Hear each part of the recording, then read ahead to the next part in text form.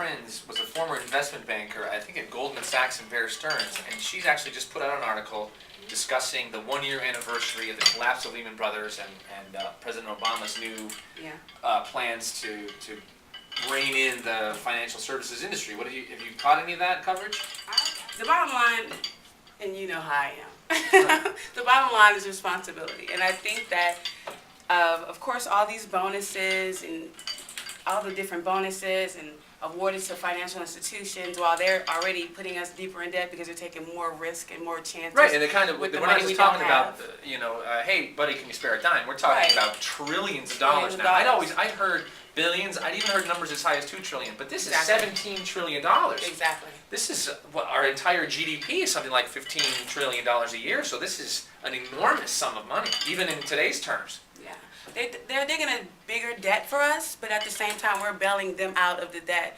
And it's like, who's making them more responsible? Like, you can just keep on digging and keep on taking this money, and then when it hits the fan, everyone's going to have to bail you out. I don't think we should be asking for their help. We should I think be we should be demanding their help. Yes, it should be written.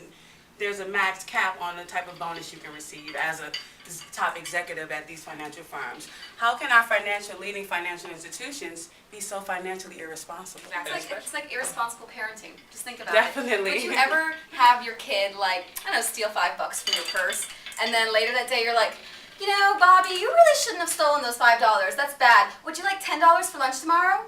I mean, that's kind of what happens. Yeah, you're right. We're rewarding failure, we're rewarding bad behavior. Exactly. So Bobby's going to be like, I might take $20 out of mommy's purse tomorrow, Wherever there was fraud, Bobby needs to be grounded or sit in the corner, and these banksters need to lose their jobs and spend some time in the slammer. Bobby's not getting his allowance this week, That's how I feel about it. The bank should fail, and instead of being rewarded by combining into bigger and bigger banks. All of these bank takeovers happen on Sunday, out of the eyes of anyone else. Exactly. Late at night, on the weekends, when there are no news covering.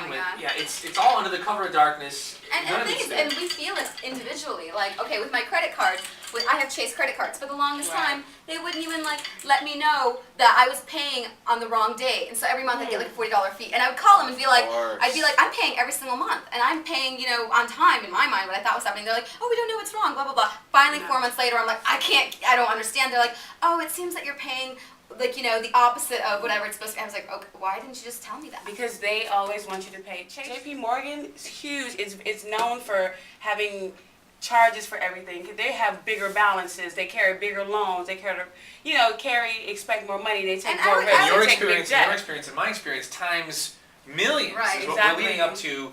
A population that is enormously dissatisfied with the kind of customer service we've been getting because they've been taking advantage of us because the government hasn't been holding them to account. And do you have a choice when all of a sudden your bank becomes something else? No. I mean, this happens over and over again, and there are fewer and fewer choices in the marketplace for us to go to. And then but it just indirectly forces us to have to go and support these banks and pay their fees. Absolutely. And make all these charges. And support then the government bailout and things that we don't even agree with because.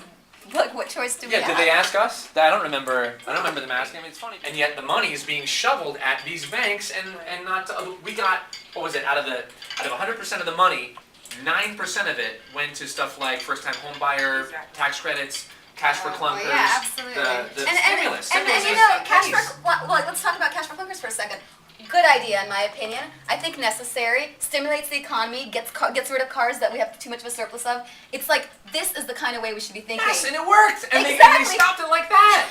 Because they're like, oh my gosh, okay, it's too good of a thing. A government program that works too much money. Yeah, exactly. So why can't we look at the bank situation from a cash for clunkers kind of perspective, where they have to give too, instead of us just being like, okay, here's your birthday present, enjoy. Oh, when you want another one, just let us know. It's that whole heads I win, tails you lose thing, where as long as they're making money, they're happy. But once they start losing it, it's come to Uncle Sam with a tin cup, and we are the ones who end up paying.